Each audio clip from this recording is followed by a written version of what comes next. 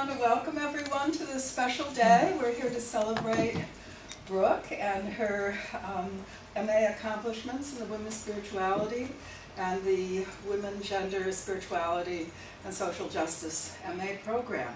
So this is a culminating event. She's taken the culminating MA seminar, and she's going to present a presentation on her yoga practice. She's been doing yoga practicing for 13 years, and she's been a teacher for 7 years.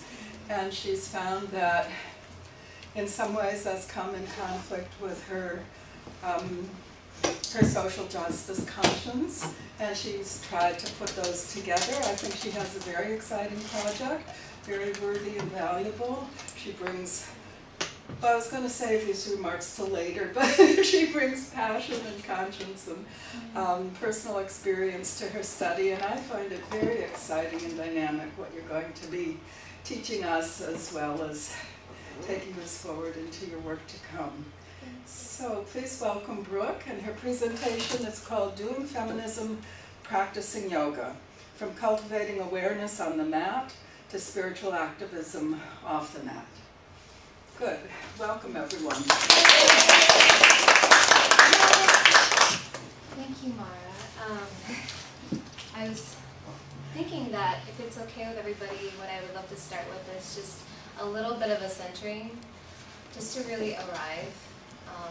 It's kind of rush hour time and commuting, and it might be nice just to connect with breath for a few moments. So wherever you are, in whatever seat you are, just maybe putting your feet on the floor. And if it feels good for you, go ahead and close your eyes.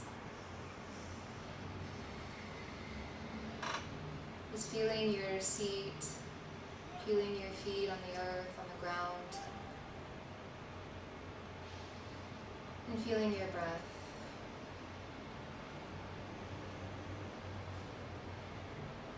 And whether this is the first time that you've closed your eyes since you woke up this morning, or whether you've closed your eyes many times today, just take this opportunity to really check in with you and how you are.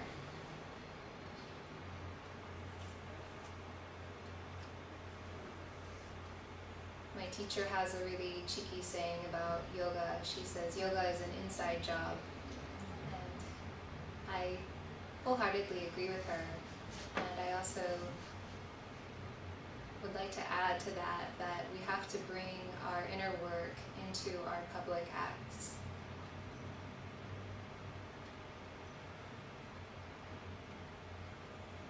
Just taking a couple more deep breaths in through the nose and out through the nose. And then as you're ready, beginning to open your eyes. Just looking around the space, around the room, noticing the light, the sounds, the people. And I want to say thank you so much for coming. It means a lot to me that you're all here. So as Mara said, I've been practicing yoga for 13 years and teaching for about 7 years. And I want to talk a lot about, in this sort of brief presentation that I prepared today, how the practice intersects with, and I mean this to be any spiritual practice, any embodiment practice. How does that intersect with the work that we do out in the world and how we show up? And so I titled this Doing Feminism, Practicing Yoga. I do intend to be very purposeful with the words that I choose. And so with that, I absolutely feel that yoga is a practice and that feminism is something that we have to do every day. So I wanted this to be as much as sort of some visuals to go along with my presentation. I just wanted this to be as much of a conversation between all of us today, even though I'm the one presenting. I'm much more interested in what can come from a very deep conversation as opposed to one person speaking about their experience. And the word conversation, if we look at the roots of it, I'm kind of a word nerd, so I love to look at etymology of words and language. And the word conversation literally means to turn, to bend together. So with that, I mean, really holding that as the intention for this time today. I also really tend to think very ritually. So I think of even how I make coffee in the morning as a ritual. I boil my water, and as I'm boiling my water, I feed my cats. And then once the water's done, then I pour it in the little funnel thing that I have. It's a very fancy coffee thing. And it's this whole process and everything towards the, towards this goal of arriving at like my favorite cup of coffee in the morning. And you can think of that even how you take a bath, how you take a shower. And you can even think of the whole process of life as this huge ritual. And with that, there's microscopic or micro and macro implications of anything that we do. And how the ritual of anything that we do, whether that's practicing asana, or whether that is driving our car, how do we act in the world, and how does that ritual, what are the effects that it creates? So then,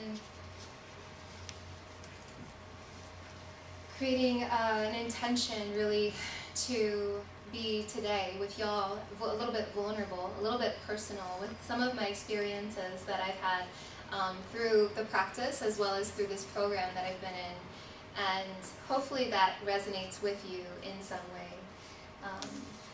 So I brought in this quote from one of my very favorite scholars, activists, writers, Gloria Anzaldúa, and to me this sums up in so many ways what I aim to have the work that I do, what I want the mantra to be for it. And that's the personal is political, is spiritual. And I love this photo because it shows all of these intersecting circles and how really you can look at one line at one part of this image and see and trace it back to some other part, that it would be seemingly disconnected, but really everything is connected. And that is indeed the personal, the political, and the spiritual. And so even though today I'm going to talk a little bit about some of my personal experience, I absolutely know now how deeply political and also spiritual these things are. So they're all intersecting all the time.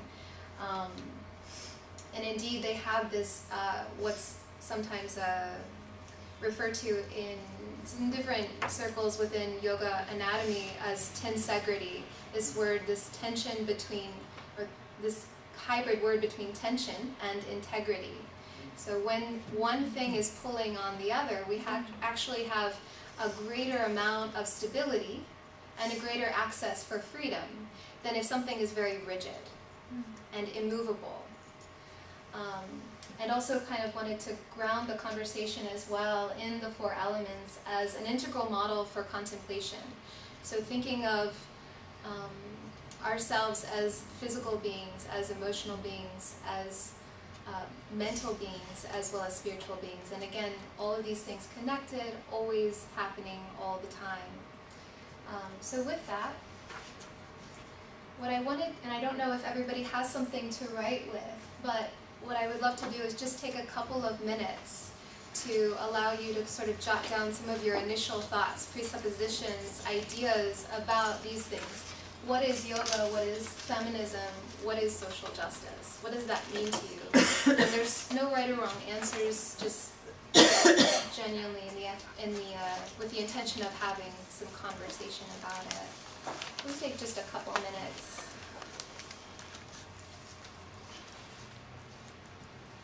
And then I'll talk about these wonderful thinkers, heart beings.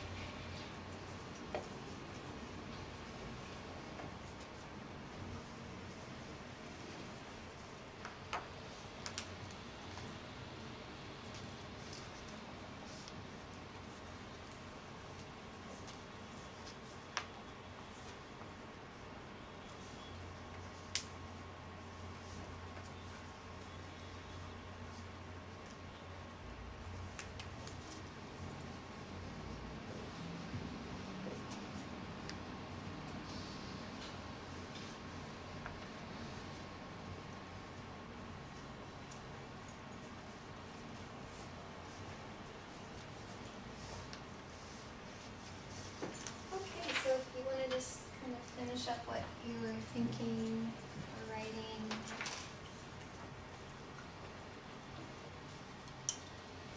So I posted, this is 3 photographs of 3 people that have really deeply influenced my own sort of pedagogical, meaning teaching philosophy, as well as the way that I would aim to show up as a yoga teacher, as a scholar of women's spirituality, as a scholar of women, gender, spiritualities, and social justice. One of the first conversations I had when I was applied to this program, as I was talking on the phone with Alka, the program chair for this program, and she was telling me, you know, I applied to the program because I wanted to know more about the goddess, and I wanted to know more about the divine feminine. And, you know, I wrote a lot about that in my essay, and she wanted to make sure that I knew that it was going to be, as much as it might be very personally transformative, it was also going to be very rigorous academically, and that there was going to be more required than just learning about the goddess. And I was like, okay, I'm on board for that. And I didn't really understand what I was getting into fully, and but I say it all the time, like, I love what I've done, and I love the work that I moved here for this. When people ask, why did you move to the Bay Area, it's because of this program, because of the people in this school and this program. And so when you think about, these are 3 different people, Paulo Freire, bell hooks, and this is Gloria Anzaldúa, the woman whose quote, the personal is political, is spiritual. And they really have some similarities in their work and what they talk about with critical thinking, and really being critically aware and critically conscious of the world around us.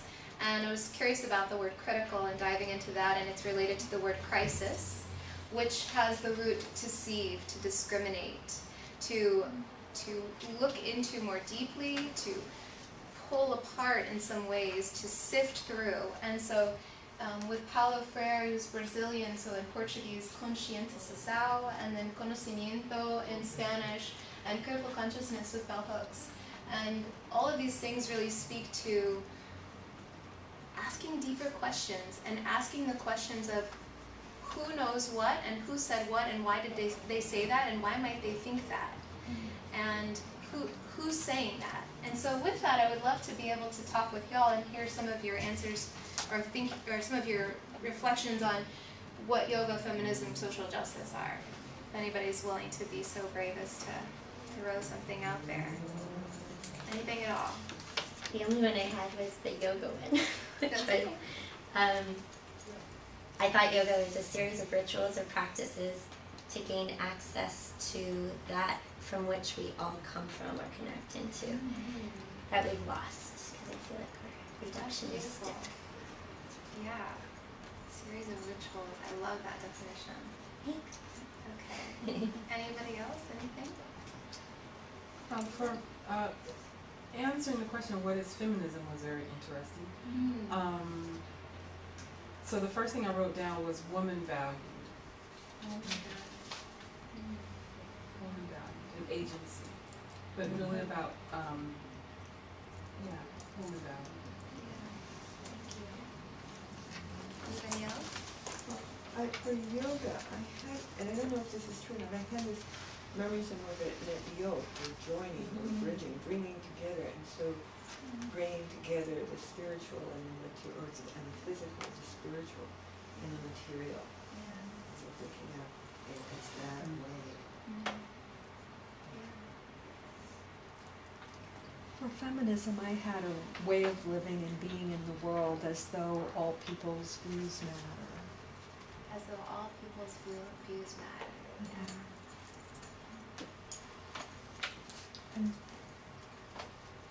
Go ahead. no, I was so Okay. For social justice, I had advocacy for equality in society, looking at questions of privilege, who doesn't have enough, who has too much, a rigorous commitment to looking at oppression. Awesome.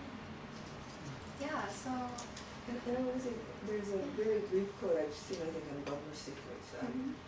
feminism is a radical notion that women are human beings. The women are human beings. Yeah, I thought of that too. I've seen that bumper sticker. I love to do this. This is a practice I have where I take a word that I think I know, that I hear all the time, and then I'm like, well, what is that really? What does that mean? Can I write down the definition of that? And then just even that process, that act there and of itself starts me like pulling at threads. And so yeah, I love some of the things. I mean, we didn't get to all of them and everybody's, but so some of the definitions that have come up, you know, when I was doing this was skill and action. That's a definition I've heard. Union of the personal with the universal, and speaking to what you said, Arisika. So yoga, the Sanskrit, the root of it, and even Stacy can speak to this as a Sanskrit scholar too. Yuj, meaning to yoke. So yeah, to yoke, to join. I've also heard it referred to as the yolk of an egg as well as the yolk of a horse. Yeah. The both of those. So yeah, union of the personal with the universal, spiritual practice for self-realization.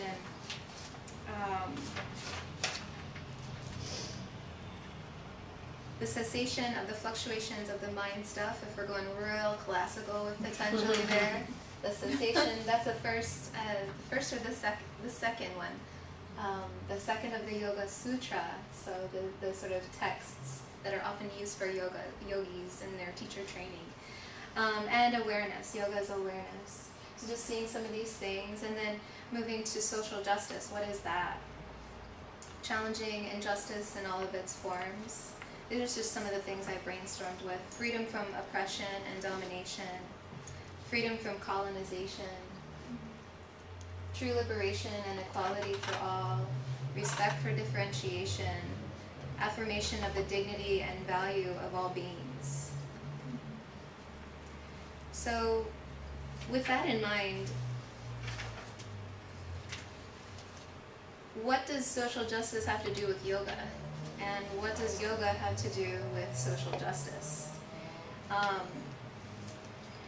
One of the definitions for social justice from this really great book that I have, and I'll just share as a resource with y'all if you're interested in more of this, this author wrote that social justice is full and equal participation of all groups in society that is mutually shaped to meet their needs.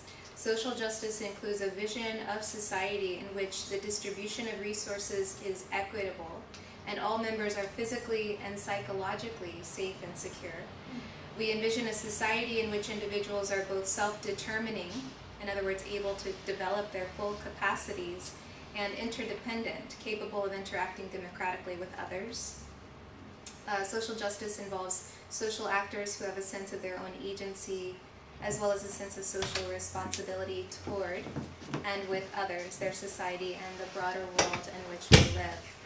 So, to me, some of the intersection between yoga and social justice, if we just look at how we've defined these two terms, is that we can see both of them. Both of them as a process. So, right, like if it's a practice. So what was whose quote was that? That was Leanne Bell, and it was from this book, Diversity, Readings for Diversity and Social Justice. So both are a process and both are a goal.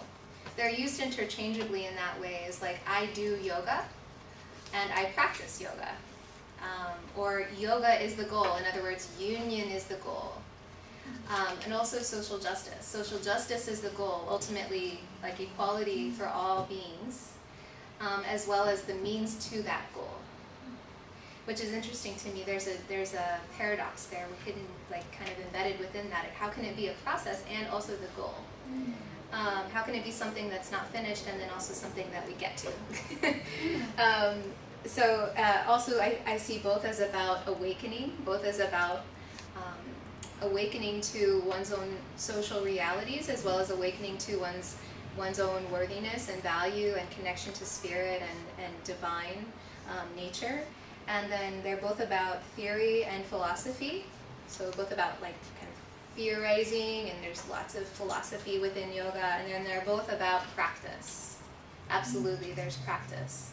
And both also within that, So I was thinking, you know, one of the reasons I wanted to do my presentation on this is that throughout my journey in this program, I actually quit teaching yoga because I became so overwhelmed with what it is that I was studying and how it conflicted with what I thought of as yoga, that I was like, I can't even do this right now. I can't even teach right now. I don't have anything to offer. I needed to walk away from that. And it was in some ways because I was experiencing what's called cognitive dissonance, which I know, Diva, you are very well versed in that term and what that holds. And it was just like cognitive dissonance in terms of my reality was not the same as, it was completely conflicting with what I felt was going on in my inner world. My inner world and my outer world were no longer matching up. And what I had turned to in a deep effort to find healing, to stop hating my body, which I hated my body, you know, and so many other things along with that. I think I don't put myself alone in this. I know that's an experience of a lot of women that we have. This is our relationship to our body. I looked to yoga for healing for that, and I got a lot of healing from that. And then on the flip side of that, there's more to that story. So when we experience cognitive dissonance, there are multiple ways of working through that. And you know, we can either change the story of the inner or the outer. We can deny that there's conflict, or we can create a world in which paradox is real, complexity is real. And two things can be true at the same time that are seemingly contradictory. That's been one of the biggest insights that I've had in my 32 years now, is that like paradox and complexity are real. So with that, moving, with the aim of moving from cognitive dissonance to cognitive resonance, and in the music world, that's a sweet sound, it's a full sound. And I wanted to show just a really brief clip of bell hooks speaking to, as we move now into the conversation about what this cognitive dissonance looks like, how can I bring some healing around the things that are going wrong, the things I see that are not going right, without just blaming the people around me, because that puts me in the position of, well, I'm better than the other person. So she speaks to, in this kind of really brief clip, about how blaming is contradictory to actually cultivating the transformation we're looking for in social justice. And I would have just paraphrased it, but then it's bell hooks, and I really admire her, and I think we should watch the video. So.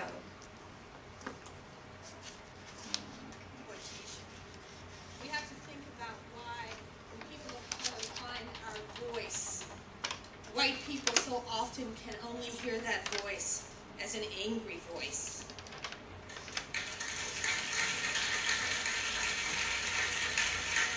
Is that loud enough? Through time, I did begin to see that it was vital to cultivate communication skills that would enable me to express my ideas in a manner that was an invitation for audiences to listen, to open their minds rather than close them. I've been talking about, like recently, one of my neighbors in Florida asked me to go to lunch to meet this marvelous friend of hers, two white women. And as we were eating lunch, the one white woman starts by saying, the new white woman to me says, you know, I'm not racist. And, you know, she turns to the friend that we hold in common and says, and she can verify that I'm a Christian and that I feel that, you know, people should love one another. But I just don't believe in interracial adoption. And, you know, she says, I think people are better off with their own kind. And I said, now, the bell hooks, the immature bell hooks of many years ago have just said, well, you know, I don't know what kind of joke this is, but, you know, that was definitely a really racist comment, you know. But the bell hooks of more maturity, that wants to have a conversation and an intervention could say to her, really? I find that a lot of people have been really abused and hurt by their own kind. And my feeling is that children need to be loved by whomever it is in life that truly loves them. Now, that remark didn't allow her to go on the defensive. What could she say? I mean, I said later that I thought it was such a clever, brilliant insight, you know, that, but people of color in this room, women of color, know how often that anger rises up in us and we want to slap. It's like someone has thrown you this hard ball and you want to just slam back with the hard ball. And then later the friend said to me, oh, I don't think she believed what she said. I think that she was just testing you. And I was like, oh, so is this why I go out to lunch, to be tested? You know? But I mean, what was the test? To see if I was the vicious, angry, black, vicious woman that television and mass media tells us black women are. But I feel that the way I responded to her gave her something to think about, as opposed to if I had simply said, girlfriend, I don't think you're non-racist, I don't believe you're really a Christian, and I didn't really see that as a loving comment in any way. Now we know that she would have just absolutely shut down. Working with Buddhist teachers, especially individuals who have experienced genocidal holocausts, who have apparent just cause for feeling unmitigated hostility and rage, but who are speaking about the need to forgive and extend mindful awareness to everyone as a way of sharing critical consciousness. I began to change my speaking and writing style. Most significantly, my vision changed. I began to see more clearly the steps needed for unenlightened individuals to come to consciousness. I began to be more fully cognizant of the importance of the teacher's role in creating a climate where education as the practice of freedom and genuine learning in a context of radical openness that can take place. These changes often led audiences who had previously been fans of my work to comment on how they liked the old Bell Hooks, you know, the one they saw as a bitch better. The one they perceived coming out with her big guns, blowing the enemy away. Responses like this kept making me see how, even among liberal and progressive people, we want to divide the world up into this binary of good and bad guys. So that when we do that, we actually keep dominator culture in place. For one aspect of that culture is the projection outward onto an enemy whenever things go wrong. Casting blame is a crucial component of dominator thinking. It helps promote the culture of victimization. When we are more energized by the practice of blaming than we are by efforts to create transformation, we not only cannot find relief from suffering, we are creating the conditions that help keep us stuck in the status quo. Our attachment to blaming, to identifying the oppressor, stems from the fear that if we cannot unequivocally and absolutely state who the enemy is, then how can we know how to organize resistance struggle? In the insightful essay, In Blame, Nifam Rinpoche talks about learning to understand others rather than blaming them. He shares, I remember my father and other members of the older generation of Tibetan lamas saying they didn't blame the communist Chinese for the destruction of Tibet. I'll pause it there. I'll share this video with you if you want. It's a great, the whole video is awesome. But just wanted to highlight that point that she makes about looking at it from a perspective of how do I actually create transformation? How do I actually make change? Versus looking at it from the perspective of this person is to blame, or this is to blame, or this system is to blame. And even though that's a valuable tool to do to identify some of those things as well, there has to be more to it than that. So coming back, moving from a place where people not only feel safe, but people also feel brave, and people are being brave in those spaces. And what I mean by that is that too often in the yoga world, in yoga classes, there's this, and in yoga studio land, perhaps, and again, I'm speaking from my very,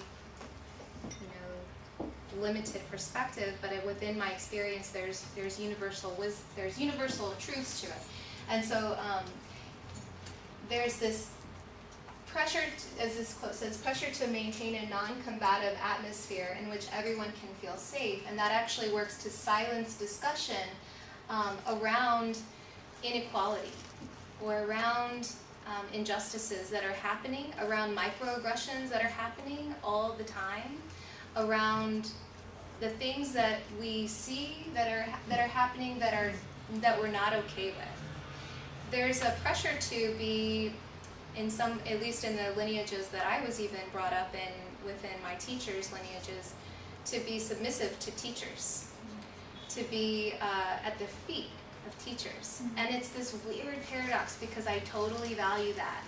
I still put myself at the feet in many ways of teachers that I have come to, that I just really deeply feel blessed to even have been in their presence. And yet, it also can tend towards the spectrum of lacking in critical thought, lacking in the feeling that it's okay to disagree, it's okay to speak up about something that is happening that we're not okay with.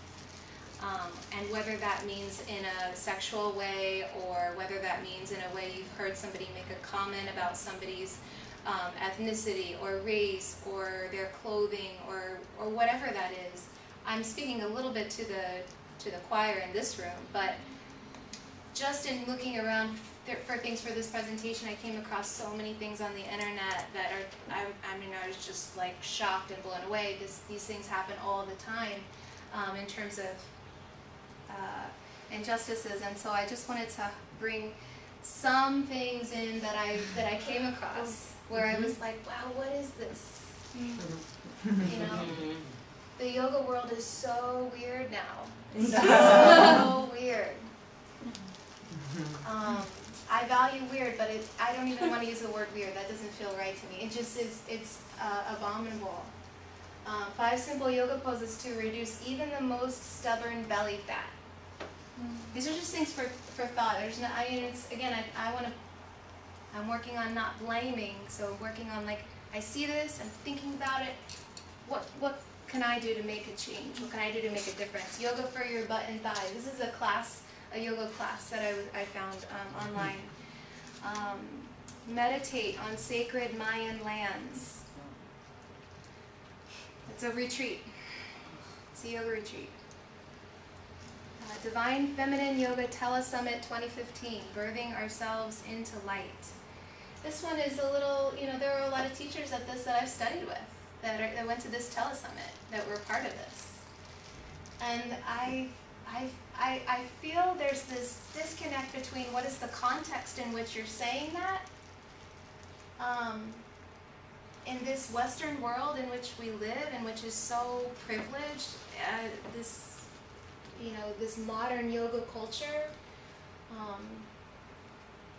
healing of the heart and all the shadows, shaman tantric yoga workshop. I'm into healing in the heart, and I'm into tantric yoga. and again, I'm not demonizing any of these things. I do yoga too to be fit, to be strong. That makes me feel good. But what does the world look like in which this is what we're seeing now? So it's a shaman yoga. There's a lot of shaman yoga out there now. Shaman yoga. Activating the light body. Learn shamanic techniques to align the soul and maintain your light body. There's a lot of demonization of the dark, of the shadow. And, you know, I planted some seeds a couple of weeks ago, those seeds that Joanna is my roommate, and I'm pretty sure they got burned by the sun. They got too much light because it was like a 5 or 6 days of just bright sun. And I put them directly in the sun, and I think that they actually needed some darkness. Like, we need darkness. It's a form of torture, actually, to have total light all the time. And I'm dismayed by the amount of sort of, what's the word, like propping up being in the light without actually like connecting with darkness, which is where we all came from, the dark womb. And then just like a context for like pricing. It's like the Yoga Journal conference that just happened actually in January at here in SF. So a 4-day pass, if you pay early, like you pay like 7 or 8 months early, it's that price. If you pay 6 months early, that price. If you pay 4 or 5 months early, it's that price. Or I may sort of swap that. That, yeah. And so on. And so it's astronomical.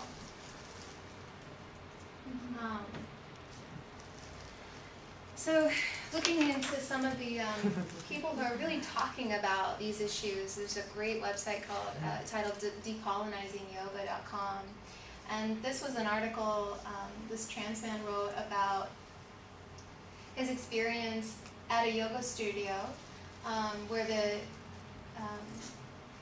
I'll just pull a couple of things out of here. It reflects the difficulties. So though specific to a discipline that focuses on the body, attracts a heteronormative crowd, and is rooted in the philosophy that we are all perfect, complete beings who do not need to fix anything. I've heard quite a few stories about yogis saying that if we trans people could just accept ourselves, then we wouldn't need to transition. And then some of the most challenging experiences on the yoga mat have come after my teacher has unintentionally said something that triggers my pain and sends me into a mental and emotional tailspin. And as somebody who teaches yoga, when I read that, it breaks my heart. And then it also makes me look at myself in a different way of, have I ever done that? I want to hold myself really responsible and accountable for never doing that.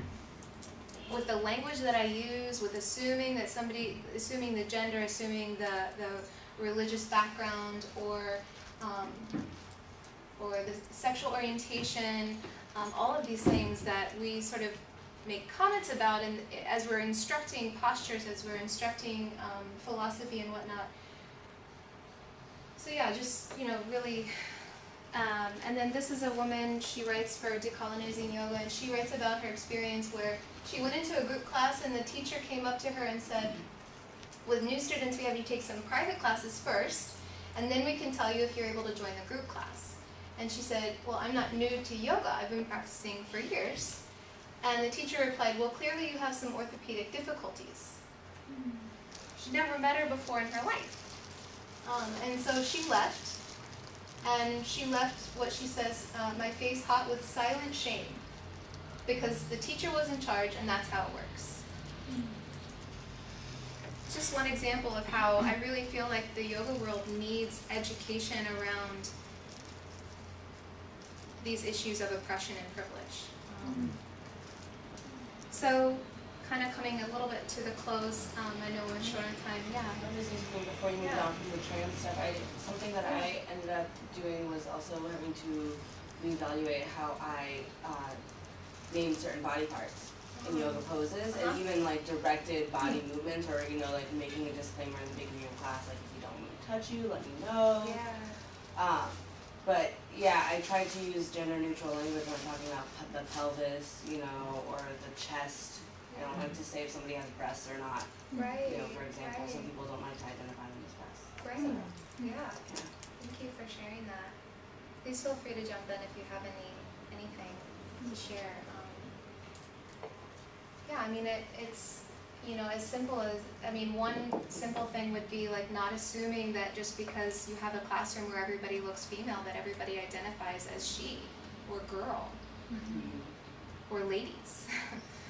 And I can call myself out on that because I've done that. I think, oh, but they may not necessarily identify that. This is one of I really appreciate the poster that's posted around CIS. Let's not assume anybody's gender identity, along with all the other things.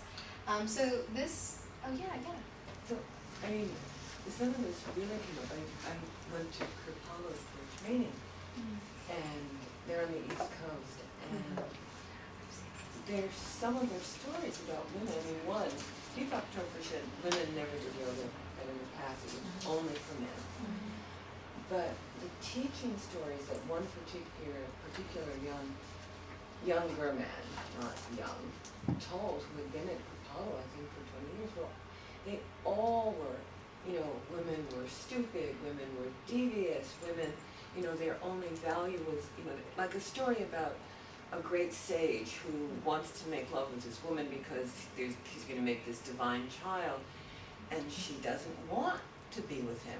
And so she says, I can't make love because the scriptures say you can't make love in the day. So he causes the sun to be obscured. And then she can't make love because it would shame her parents, and he does, so stories like that, or stories where he says, when he goes to India and people hear that pregnant women are learning yoga, and just like, and Kripalu, we were simultaneously being taught that if you could move one finger, you could do Kripalu yoga because it was about breath and attention and focus.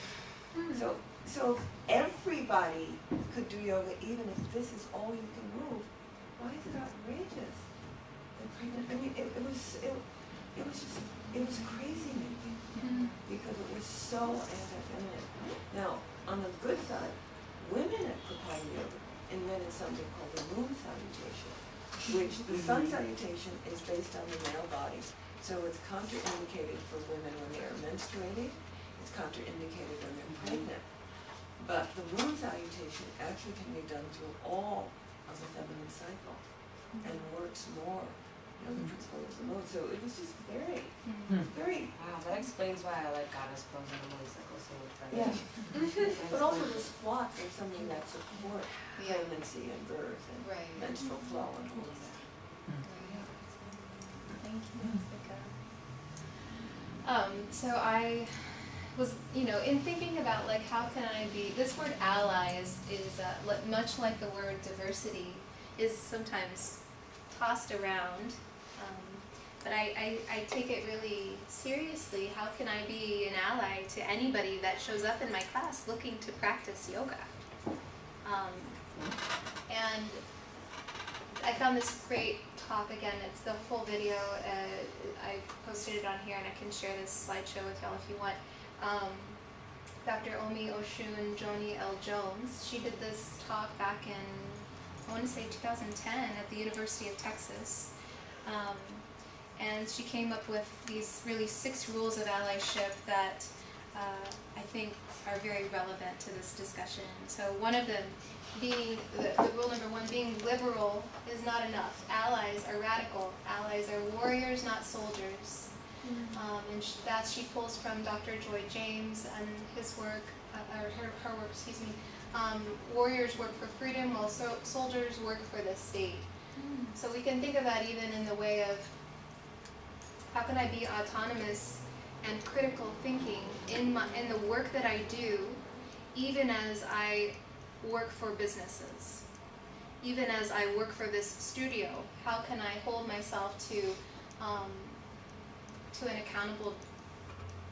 accountability that I'm being an ally to all people who show up to class. The second one she said is be loud, so that oppressed folks won't have to be. Speak up, name it, say it. Speaking up doesn't mean being reckless. Strategizing is important. Speaking up means being willing to relinquish privilege in order to create justice. The third one, do not tell anyone in any oppressed group to be patient. Freedom is never given voluntarily by the oppressor, and that's from Dr. Martin Luther King Jr. He said also, wait has almost always meant never, and patience is not a political strategy. Recognize institutionalized racism, sexism, heterosexism, transphobia, ableism, and more. Look around you. Who is not present? And this is not by chance. I do that a lot. I try to do that everywhere that I go, actually, is looking around me and seeing who's not present and why might that be? Is that because they don't feel welcome here? And if that's the case, why? It's all funny, a little funny. Yeah. I actually started noticing that like very, very masculine men didn't come to my classes.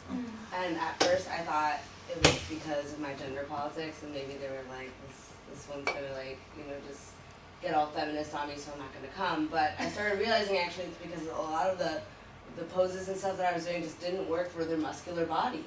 And they were really struggling to hold downward dog and stuff, and so I had to like rethink like an interesting form of ableism, sort of like rethink making my classes more accessible to beginners who weren't very flexible or may have like muscle mass in the way of flexibility. Yeah, totally. And not, I mean, I've even told, I think when I first started teaching, again, in the vein of being vulnerable, when I first started teaching it, there were a few really muscular guys who came to my class, and I was like, you have to stop lifting weights, you know, because that's getting in the way of your yoga practice. But really that was me just sort of like projecting onto them like what I think is ideal. Everybody has work to do. When someone mirrors your blind spot to you, look at it. And I'll tell a quick story here. You know, the first class that I was in, one of the first classes I was in here at CIS was Womanist Feminist Worldviews. And at the end of the long weekend, we had so it was about 8 hours each day, long weekend discussion about feminism, you know, womanism, and I knew nothing. I didn't know anything about feminism at all. And I didn't really talk at all. I'm a shy person in general. And so at the end of the weekend, this was with May, Dr. May Elawar, and she said, you know, is there anybody who hasn't said anything would like to say anything? And so I raised my hand and I said, I'm really grateful to be in this room with all of y'all, and I felt really overwhelmed over the weekend, and I'm just very grateful to be here. And a student across the way raised her hand and said, can I respond to that? And she said, and my teacher said yes, and then the student said to me, I just want to extend my hand to you. You know, I know, you know, it seems as though you're feeling white guilt, and I know what that's like. And so I want to extend my hand to you as, so that I can help you in any way work through that. And I thought to myself, okay, does she mean that I'm white? Does that mean that I'm white? So she thinks I'm white, and you might be looking at me now like, well, she's white, right? And I mean, I have my father's Chicano, but my mother is white. And so to me and my family, there was always this multiculturalism, and there are many times throughout my life where I have not been able to pass as white, where I've been very much called out as not being white. And then for her to say that across the room of me feeling white guilt, and that's why I didn't speak up the whole weekend. It was this really awful moment of like, just total shattering, really, of what I thought of as how people saw me, and then what I realized how I felt about how I was being seen. And you know, through that, it really helped me realize that even though I may have a multicultural background and my family is multicultural, there are many times throughout my life where I have passed as white, and that's privilege. And that I have been able to do that means that I have blind spots there. And so that's just an example of her kind of mirroring my blind spot to me. And it was, I don't know if I invited her today. I was going to laugh about it with her today because that was 2.5 years ago now. But and then the last one here, acknowledge the supreme value of multiple ways of learning and knowing, as well as expressing knowledge. But not everybody learns in the same way. Not everybody knows what they know in the ways of like academia, of course, and then not everybody expresses that knowledge in the same way. So just kind of closing with a vision that I have for yoga and social justice is I hold a vision where anti-oppression teachings are an integral part of yoga teacher trainings. In order that those with the loudest voices in yoga classrooms are critically informed by social reality, and those loud voices being the teachers. So there's more, but I don't want to keep everybody. It's been too long already, and I just want to say thank you for being here.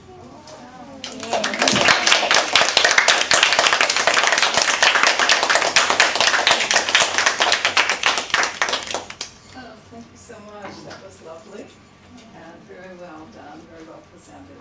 Do you want to take some questions? Yeah, if anybody has any, I would be happy to. If you don't have to leave, I'm sorry it's been a little longer than I mentioned in the email, but. I thought it was going to be so. Okay. I had been. Oh, okay. Maybe I was This room is hot. It was not. I didn't want to do what we were talking about. Absolutely, please. Yeah, does anybody have any questions? Yeah. I do have a question. If you could come up with 3 things that you think are necessary to teaching yoga teacher training to students who are going to be yoga teachers, Yeah. and you could narrow it down to 3 things, what would they be? That might be a big question to think about. Because you have the power to bring that to fruition. So I'm wondering if. Yeah. Well, that would be hard to narrow it down to 3 things. I think that what I would like, I created the workshop prospectus around this, doing a workshop around some of this stuff. I think it's not an easy thing for people to learn about these things. As I meant, as I alluded to, like, I quit my job. I quit teaching. I did. Yeah, my family, like, there's a lot of relationships that have become very tense because I'm very passionate about this work. But that's okay with me. Yeah. I'm okay with that being tense. So I think the first thing I would want is for people to feel welcome to walk into the intensity as we look at what privilege and oppression is and what that means. And then acknowledging their own standpoint, so acknowledging their position within that realm. And one of the rules, everybody has work to do. Privilege and oppression are intersectional, and depending on what your heritage is, what your ethnicity is, what your gender identity is, your sexual orientation, your nationality, your class privilege, or otherwise. I mean, there's so many ways, your ability, your age, there's so many ways in which we experience privilege and oppression. And so yeah, I think that's at least one thing I would want to be part of the discussion. Because it's kind of like anatomy. I was thinking about this as an analogy with anatomy. It's like you can be a good yoga teacher and not go really deep into anatomy. Because you can teach the postures, you'll bend your knee, reach your arms out wide. Like you can teach the postures without necessarily knowing what the quadriceps are and what the 4 muscles are. But if you do know what the 4 quadricep muscles are, if you know that bending the knee contracts the hamstrings and straightening the leg contracts the quadriceps, you see the postures differently. I feel like that with feminism, with social justice. Like, you operate from a different place when you're holding that seat of a teacher. When it's in your awareness that people's social realities, what they're coming into the room with, what they're stepping onto their mat with, might be very different than what your experience is, what my experience is, to put it in that frame. Does that answer your question? No, but something to think about. Yeah. Like, I think it is important, and I think it's definitely something we can bring. And I guess in thinking of how to implement that, because we can. It's hard. It's bigger than 3 things. It's bigger than 3 things, but there is also the balance of a 200-hour program and what you can teach, and how not to overwhelm someone who's already overwhelmed coming into a new thing. Yeah. because you're not responsible for someone else's feelings, and yet you need to be sensitive that it can possibly happen. So Oh yeah. I'll think about that. yeah, think It about could it. be I'm an uncomfortable fascinated. discussion lecture. It could be how to deal with There's a- uncomfortable feelings. There's a lecture that are on uncomfortable discussions. menses and uncomfortable discussions you might have with women students. Yeah. And isn't it hilarious that Menzies is on that? I Yeah. know. Next to uncomfortable No, discussions. I think Like that's some kind of uncomfortable I discussion. pointed that We out need to to the talk group. about what it's like to have a period. Yeah. Yeah. Ooh. I just wanted to say first, thank you that you named a lot of things that I've been feeling but not really had like thought through, or so it's just been really lovely and wonderful. But something that I would have loved to have seen in the various trainings that I've done is teachers who are actually encouraging critical thinking. Because I feel like that's a big thing that's missing is like, well, why are we doing these postures? Or why do they tell women when they're on their period to not do anything? Like, where did all of these things come from? Like, you know, oh, that kind of hurts, but my teacher says that's how to do the pose, so I'm just going to do it and injure myself. So this type of, I think, I don't know, I wrote this down like critically thinking like 4 times, but just not just taking what your teacher, like you can have this respect and love for your teacher and like, maybe I'm not going to do the way that they told me because that really hurts or makes no sense. So, yeah. Awesome. That would be helpful. Yeah. I know critical thinking is something I come back to over, and like it's such a simple concept, but it's just not something I was that was ingrained in me, because I had a father that was like discouraging critical thinking, and like you do what I say to do, or you experience dire consequences. My way or yeah, highway. my way or highway. So I really have to like continually come back to it over and over.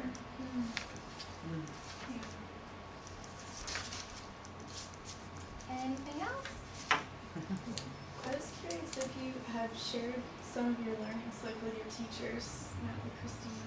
A little bit. She actually, I haven't seen her in about 1.5 years now, but I keep up with her through social media. It's interesting because she just put a part of her website, dedicated it to social justice. Oh, awesome. And I was like, wow, there's something churning in the, I think that more people are becoming, more people within the yoga world are becoming very aware of how there's dissonance here. So yeah, I would love to have a long conversation with her about it. We'll see if that's possible. So. I was going to ask you to address something, because in your essay that you wrote on this topic, you were critiquing the economics of the industry and how most teachers cannot make a living and pay the rent, and that it's really important. And what touches home to me so much is I'd love to see women feminists have a job that they love that really pays them well. So this, I felt, was what you were getting at, that the industry really has all of these teachers and they can barely get by, and that should change. Right. Yeah, obviously it's a multi-million-dollar industry, so somebody's making a lot of money. We're critical of that, but it's not the teachers usually. So I thought that was a very important part of your critical thinking. Yeah. You know, the only time I've ever seen the students, the teachers, and the studio all actually doing well is in a donation-based yoga studio model within a college town. And that was, I don't know if Yoga to the People is similar, I haven't been there, but you know, the studio was actually making money, the teachers were making a good living, and the students weren't having to pay hundreds of dollars a month, or over $100 a month to attend. They paid what they could each time. But it's hard. It's really, really hard to make a living. You have to pay thousands of dollars for training. Yeah. And it's not that I even don't, I really value paying the teachers that I've studied with the money that I do, because their wisdom is, and what they're offering is really valuable. And my teacher offers now things at sliding scale. Everything is sliding scale, which I think is a great way to create room. Also scholarships within trainings. Yeah, it's very classist. It's extremely it's daunting. I had a follow-up comment on what you're saying, because I have a hard, I think if I heard you correctly, it's how can you make this a place for relaxing and freeing and letting go and strengthening and loosening and all of that, and do critical social justice education at the same time, because I used to try to do ritual and academic thinking at the same time, and I can't. You know, this ritual is one thing, and academic thinking, even though it's spiritualized, is coming from the cognitive mind primarily rather than the deep self. So I've practiced, tried to put those together, and I find it works better to do the ritual or trance or whatever that is, and it's different than doing critical thinking. So you know, I don't know if you were implying that or not, but I find it hard to. I mean, this was a wonderful presentation, and I really am very grateful that you have this view and you want to teach it. And I think teaching teachers would be wonderful, and finding practices. But to have, you know, where in doing the specific asanas can you release suffering around the heart? Where can you release the rage that's deep-seated rage in the hips? You know, what is it that opens up? And to your point, you know, if it hurts, don't do it. You know, everyone should be told that at the beginning. You push up to your edge and not any further. So you have to teach self-protection as self-care along the way as well. So I think there are ways to do it, but I think it's really very challenging to find the specifics. Yeah, I mean, even just speaking to that, we're not socialized to, and especially in the West, we're socialized to work harder, work faster, and work longer, and push yourself. And I think it's really a fine line between a breakthrough and a breakdown. In asana, in any physical endeavor, it's challenging. And I think that the best way to meld the two, I love what you're speaking to, Mara, about, you know, it's like, where does critical thought come in with ritual? And with ritual, it's much more like organic and intuitive, and sort of connecting to this really subtle and ever-present, you know, energy. And I think that it's you go back and forth, there's a pulsation. And as long as the pulsation is there, then I think that both things will be balanced. But if it's all only ritual, or if it's all only critical, you know, you could even think of it as academia and you know, spirituality or spiritual. I think as long as there's a pulsation back and forth, then both realms will grow from that. I like that. Can I comment on that? Yeah. That's really interesting to me. It's just bringing up a lot of the duality that we practice in our regular lives. And in Tantra, you get rid of duality. It's all about non-judgment or non-duality, which is a whole conversation in itself, if it's even possible to do it. I don't know how to do it, so if you do, let me know. But the male and the female energies, and not to simplify everything like that, but in academic, the linear type of thinking, go, go, go, very achievement-oriented, which is something, you know, that I live heavily in, and then this ability to create space, hold time for everything, for all, and nothing is wrong and nothing is right, it just is, where that feminine always comes to action. And there are practices in yoga to balance the left and the right brain, like Nadi Shodhana is a breath technique of breathing in one nostril and another. And I'm wondering if there are practices within teacher training where we can do to show the duality so fervently, to bring awareness to it, because that is uncomfortable, to sit with that actual duality and then to balance, of doing all a practice completely on one side and then just be, And that's very aggravating for the nervous system. I can't even find No. It's very, very aggravating. And you can do that in classes too, and then bring awareness. Don't let them shake out in downward dog. You know, it's a creative practice of staying still for 3 minutes instead of, you know, shaking your shoulder or taking that attention away from that thing that's coming up in your mind. You've got to get it out in your body. Just staying still and being with it. It's not necessarily going directly into the academic way of thinking, but it's bringing these processes up of you can be uncomfortable with yourself and still be okay. Maybe. Yeah. I don't know if this is right, because I'm a Rose and Bodywork practitioner, and we go to the place of the discomfort and the holding and the barriers and so forth inside. We deal with oppression as it's held in the body, inside the body, and how to release that, and how to be unconscious.